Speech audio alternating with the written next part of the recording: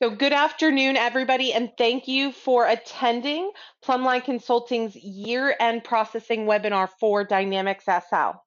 Today, Margot will be showing you how to do your year-end processing, as well as talk to the year-end release that Microsoft will be putting out, and take any of your questions that are towards year-end processing. So with that, I'm going to turn this presentation over to Margot. She is sharing her screen, and she is happy to walk you through this webinar. Thanks so much, everybody, and Margot, take it away. Great, thank you. Welcome, everybody. All right, let's go ahead and get started. All right, so the agenda today is we will be talking about applying our year-end updates, and then the topics we'll be covering is payroll, project controller, and accounts payable. This year, the year-end updates will be provided for the following SL versions: 2018, CU1, CU2, CU3, and CU4. To obtain the year-end updates from Microsoft, you can log into your customer source or partner source and locate it under Dynamics SL in the Service Pack area. You'll download and install utilizing the installation instructions for your SL version. Make sure you have all of the users exit the system. Take a backup of your SL system database and application databases, and along with your custom reports. You will run the install that's appropriate for your SL version on the SL server directly. This ensures that the files get copied into the correct place.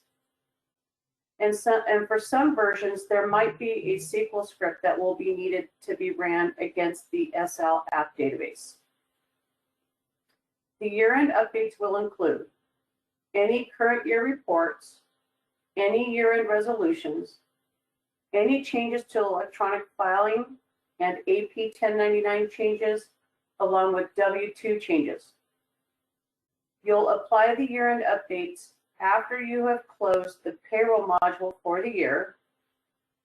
There is a year-end update and a separate tax table update that might need to be applied. The tax table updates for 2021 should be applied again after the payroll module has been closed for the 2020 year.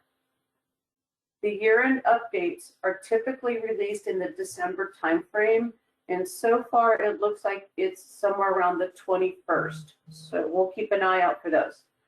And the tax table updates are typically released in December-January timeframe, and I normally will see those around the last week of December. Considerations. Tax reporting is done on a calendar year basis, and you're required to do a calendar year-end processing in payroll and accounts payable, even if you're on a fiscal year setup. You can post entries to prior periods as needed, even if they're closed, but you must have security enabled to allow those postings. Here you can go to the GL setup, click on the Posting Options tab, make sure that Prevent Posting to Prior Fiscal Periods and Years is unchecked.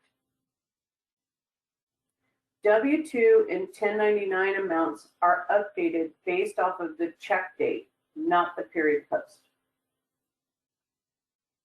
Plumbline will be providing a year-end update for Dynamics SL 2011 versions FP1, SP2, SP3, and all 2015 versions as an annual subscription. It will contain all of the updates released for the 2018 version, but recreated for 2011 and 2015. And you can contact your SL partner or Valerie for more information on this.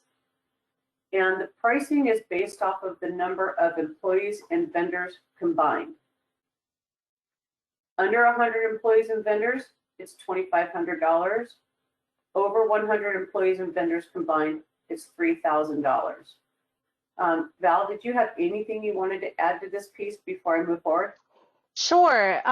For your year-end processing, you should not only contact your SL partner, but you should make sure or decide who is going to be doing the install, if you guys are going to install it, or if you're going to need an SL support person to install it, and discuss that with your partner, because all the partners are scheduling year-end updates, installing year-end updates, whether Plumbline is going to help them do that or they're doing it on their own. So you really want to get on a schedule sooner than later, because it's a super busy time of year, and a large number of people will be applying these updates, whether it's the 2018 one or the 2015, 2011 from Plumbline. So please, if this is something that you need and you're on 2011 or 2015, reach out to your SL partner. But again, as Margot said, you can always come to me and ask me whatever questions you need. Okay, all right, thanks, Al. All right, let's jump into payroll. So some of the payroll year-end changes are the review and edit check screen. It supports a different marital status for state versus federal. The employee maintenance screen allows for marital statuses based on a deduction. The deduction maintenance has added support for higher withholding tables for the states. Deduction history added support for higher withholding tables for the states. And calculation supports different marital statuses for state versus federal, and added support for higher withholding tables for the states. You will close the year for payroll in the GL closing screen. You'll reconcile your 941 and your unemployment reports, print your W-2s to plain paper, edit any W-2 data in the employee W-2 history screen using initialize mode, print your W-2s, and then electronically file. You'll need to confirm that the data for 2020 has been entered and processed. Review your payroll batch register to make sure all batches have been released and posted. And I also recommend that you run that for the entire year so you're not missing any batches at all. Reconcile your payroll accounts in payroll with the GL. You can use your account distribution and GL trial balance. Print your period end reports, our 941 worksheet, unemployment worksheet, and our earnings and deductions report. Again, your payroll will be closed with the year option in the GL closing screen.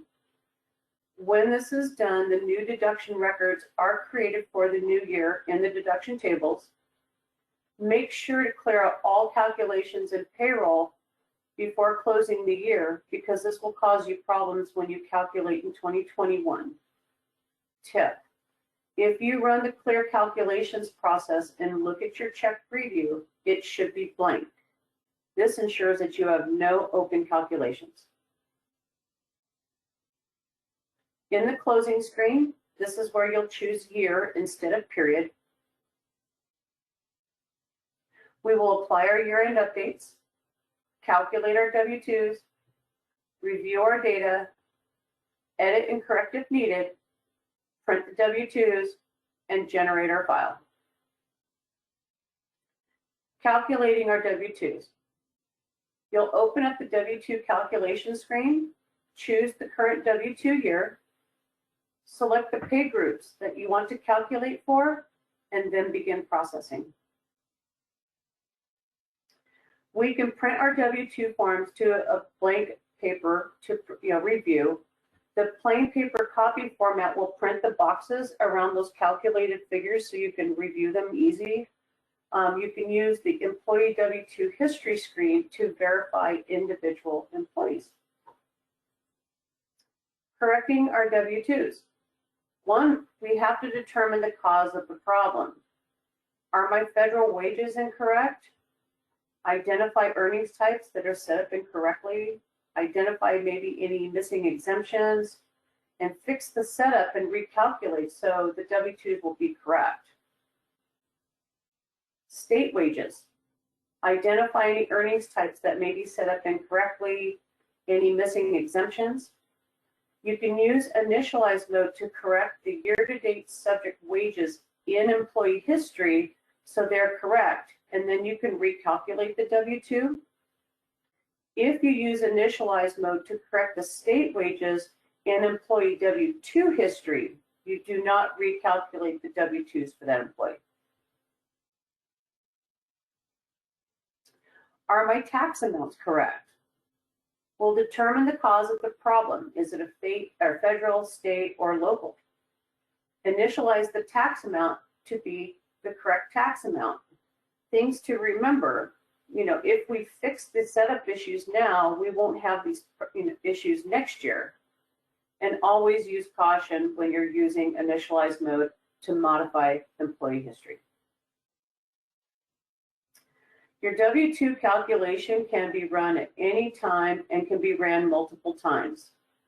It will include employees that are inactive, specific box numbers. We have the W-2 control tab in the earnings maintenance or deduction maintenance, protect your edited W-2 information in W-2 calculation, missing state employer ID. This is located in deduction maintenance on the W-2 control tab. Missing federal employer ID. That information is stored in the company maintenance. And that's in SL, in your applications, administration section, then company maintenance. Payroll W-2 forms. SL does not have a copy 1 or a copy 2 report format. Use your copy D instead. SL uses a standard 2-part W-2 form, and then there is also a 4-part or 4-up form, which is pretty nice to hand out to your employees. You can obtain pre-printed forms from Deluxe. You can print your own forms using copy A, copy B, copy C, and copy D formats. And oftentimes you can get those formats from your local office store as well. Copy A for W-2 forms must be printed in that red scannable 2-up format ink. And then there's electronic filing. Use the Generate W-2 electronic file screen in Payroll. The following fields are required. We have to put in the correct calendar year. You can change the file path of where the file is being generated so you can locate it easily. The transmitter PIN number that's provided by the Social Security Administration, and your contact information. Company identification fields default from your company maintenance, but it can be overwritten. Sending your file to the Social Security Administration. You'll follow the instructions provided by the SSA for the W-2 transmittal. File format is usable by AccuAge, and this is a free software provided by SSA so you can check the file for accuracy. Let's talk about Project Controller. Year-end steps. We make sure that all the data has been entered for the current period. We make sure all the other modules have been closed for the current period in the GL closing screen. As a rule of thumb, you always close your financial modules before you close Project Controller, because this ensures that all of your financial data has been pushed over to those projects. You'll review your time cards, and then we'll complete the following processes: our labor commitment load, GL labor posting, and pay labor interface. We'll review our expense reports, run financial transaction transfer, complete the revenue recognition and allocation processing, execute the billings transaction load, complete our invoicing, and then close the period. Now, this can be closed at the end of each fiscal period. It can be a fiscal or a year. And this is completed in the closed period screen located in Project Controller. And this screen performs a set of controls. It makes sure that all the submodules are closed, the accounting modules are closed to any additional entries, all project charge batches have been posted, and then the closing is blocked if any of the exceptions are identified. and time cards are reviewed, and a warning message will appear containing the number of unposted items that will be carried forward. If the close period detects that the current period is also the last period of the fiscal year, the title of Begin Processing changes to Begin Year Close, and then the close period closes the year. That sounded a little strange. Sorry, guys. If a year-end close takes place, balance forward amounts are calculated for those projects that have the balance forward switched on, and the summary records will be written for the new year. Here's the Begin Year-End Close. And prior to closing, you'll review your project maintenance records on open projects. Any open projects that should have their balances carried forward should have the balance forward at year-end option selected. Balance forward at year-end means that the year-end total of a project's budgets and actuals are rolled forward as the beginning balance for the coming year. Projects that span multiple fiscal years should have this checkbox selected. For annual projects or those that are rebudgeted each year without regard of previous years, this box should be clear. If a year is closed and the projects were not marked as balance forward, the balances can be corrected by changing the current period in Project Controller Setup and set it to the last period of the previous year, like 12 of 2020. Fix your projects, check the balance forward option, and then run your close process again. Review the fiscal period maintenance to make sure your fiscal periods are set up for the new year. This is located in the project module. You'll review the week maintenance to set up the week ending dates for the new year. This is located in time and expense. Okay, let's jump over to accounts payable.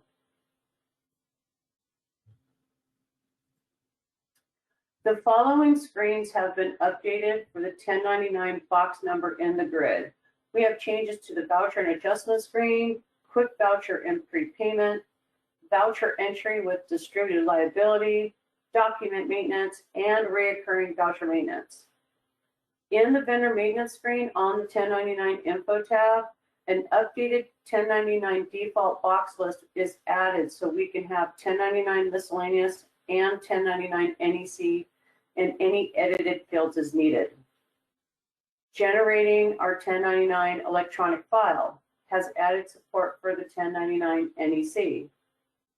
The 1099 preview miscellaneous, there'll be changes to the existing report.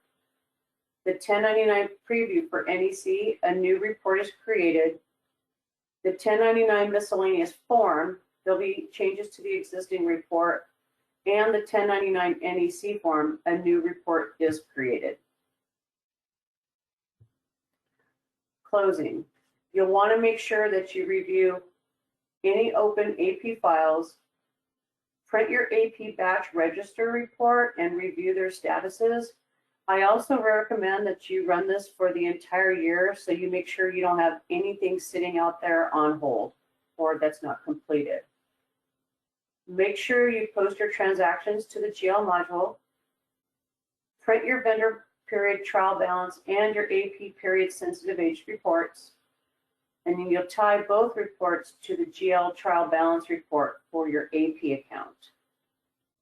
Confirm any recurring entries have been generated and released. Print the check register and your aged AP reports.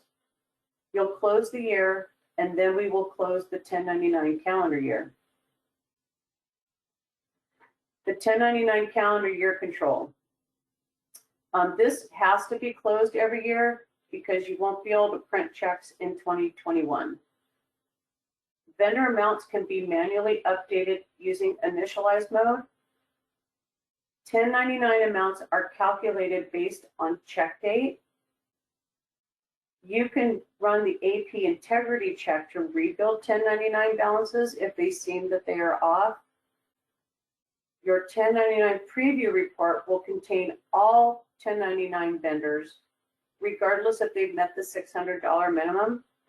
The 1099 forms will only print those that have hit that specified limit. Your 1099 information is updated throughout the year. There is no extra processes that have to be done in order to generate your 1099s. We only need to run an extra process if we're going to generate the electronic file for sending to the IRS. In accounts payable, you can go to reports and click on your 1099 forms report. You can preview using the preview report or by printing the 1099 forms. And again, the 1099 preview shows all 1099 vendors regardless of the limit.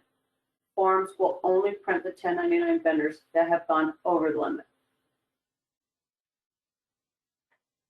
2 years can be open at any given time for 1099 processing. So typically we leave the prior year open and the current year open.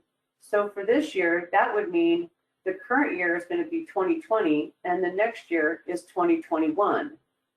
If that year is not set to 2021, you're not going to be able to print any checks in that year.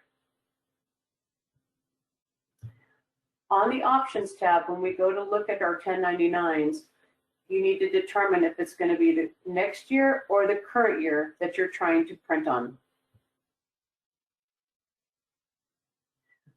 1099 calendar year control. The option is going to be changing the status to purge oldest year. This process gets rid of the current year information and cycles our vendors forward to the next year, leaving the new year open. So in this example, the information is going to go from 2019 and will go away. 2020 will remain open and 2021 will be open for new information.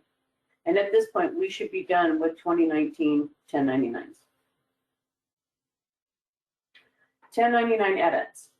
If editing is needed, correct the 1099 totals in vendor maintenance, but you have to have initialized mode rights in order to access that in the vendor maintenance screen, and you can modify that in the administration section under access rights maintenance. Generating our 1099 electronic file. You can generate for either of the 2 years that are open, and you typically will have a payer agent and a transmitter number in order to generate that file.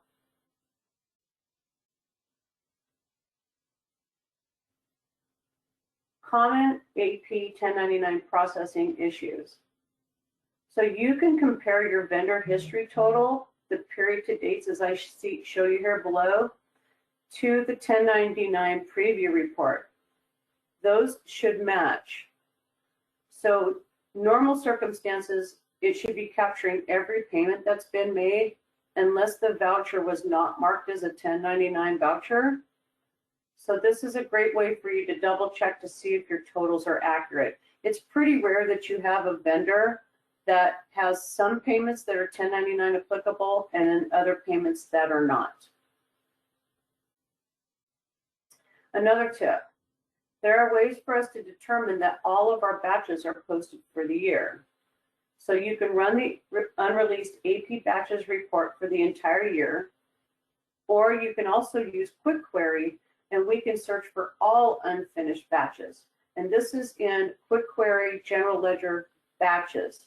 And this will show us all of the batches that haven't been finished in all of the modules. So this could be really helpful for even trying to do month-end processes. Common AP issues. System message 532.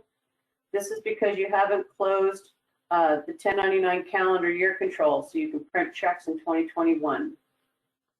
1099 balance are incorrect for a vendor. You can either manually fix it through vendor maintenance using initialized mode, or you can try running the AP integrity check to rebuild those 1099 balances and see if it fixes the balances for you. Or if you have accidentally purged 1099 calendar year too many times, you'll have to reach out to us and we'll do a SQL update to fix those periods and years. And Valerie, at this point, we can open this up for some questions. Wonderful. There is a question in the question pane. It says, if you are a hosted customer, a local download and install it is not required, right? Correct. Okay.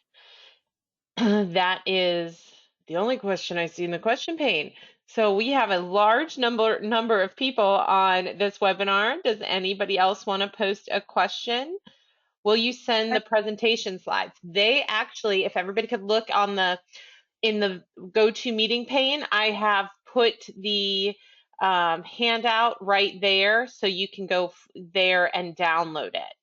If I can send the presentation out with the reminder as well, or the thank you for attending as well. I'd like to that last question. As far as still installed when it's local, if it's hosted, I mean the update still has to be done, but it'll be in the hosted environment, not anything on the local workstation. I want to try to be clear about that. So. Okay. Good. Any other questions for Margot on year-end processing? I know it was a lot of information. Oh, we got some more coming in here. In order to accommodate the new 1099 forms, do we have to manually do any changes in the vendor setup screen so the amounts come on the correct boxes? There is a good chance we are going to have to manually do that in using initialized mode. We won't know that until we won't finalize that until we actually get the release, correct, Margot? Yeah, because I don't know of any automated process that's going to go out there and fix those 1099 totals. I'm thinking we're going to have to do them on our own, but going forward, it should be correct. Okay, it's something that's associated with this year. We're going to have to fix, I'm going to assume. Okay. Okay. Printing 1099 forms, will the printer need to be modified? Not normally. So what I typically recommend that you do, so you're not wasting your 1099 forms, is go ahead and print a couple to plain paper, and you can hold it up to the 1099 form, kind of hold it up to the light and boxes are lining up. Sometimes you just need to have a tweak in the report so it accommodates for your printer, but you know, I don't get very many calls throughout the year that they don't line up, but it's a nice way for you to test that without burning up your forms and wasting them. Okay. Any other questions in here? I think we've answered all the ones that have come in thus far. Again, keep in mind that Microsoft will be hopefully putting out the release the week of December 21st. And if you are still running on that 2015 or 2011 version and haven't done an upgrade yet this year, please reach out to your Microsoft partner to purchase the Plumbline year-end update so that you can make sure your payroll and your 1099s are updated and all of the information that Margot has provided you today is accurate. All right. Well, thank you so much for attending our webinar today. Thank you, Margot. The information was great, and we will be posting this on the YouTube page. Thanks so much, everybody, and have a wonderful day. Have a great day. Bye-bye. Bye-bye.